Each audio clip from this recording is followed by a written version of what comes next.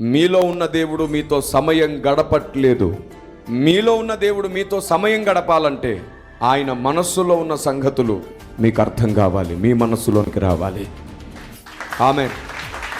Praise the lord.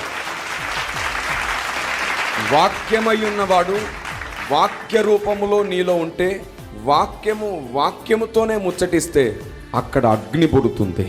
అప్పుడు నీ హృదయము, నీ ఆత్మ మండింపబడుతుంది. నీలో ఉన్న దేవుడు నీతో సమయం గడపాలి.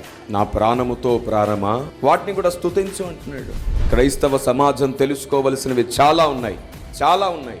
కాబట్టి ఈ స్టేట్మెంట్ ప్రపంచం అంతటా వెళ్ళాలి. మనందరిలో ఉన్న దేవుడు మనతో సమయం గడపాలనుకుంటున్నాడు. మనందరిలో ఉన్న దేవుడు మనతో సమయం గడిపే అవకాశం మనం ఇవ్వట్లేదు.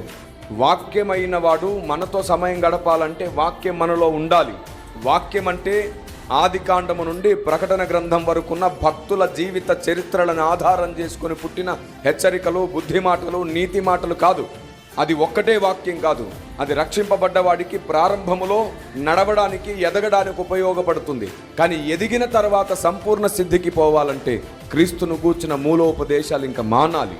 ఆజ్ఞ వెంబడి ఆజ్ఞ, సూత్రము వెంబడి సూత్రము, దేవుని న్యాయము, దేవుని వ్యూహము, దేవుని సంకల్పము, దేవుని ఆలోచన విధానము, సాతాను తంత్రములు. కొలసీ పత్రిక 1వ అధ్యాయము 25వ వచనంలో చెప్పబడినట్లుగా యుగములలోను తరములలోను మరుగు చేయబడ్డ సంగతుల ద్వారా మనలో వాక్యము నింపుతాడు. అలాగూ దేవుని కూర్చున్న జ్ఞానం ఎవరిలో ఉంటుందో వారితో వాక్యమై ఉన్నవాడు సమయం గడుపుతాడు.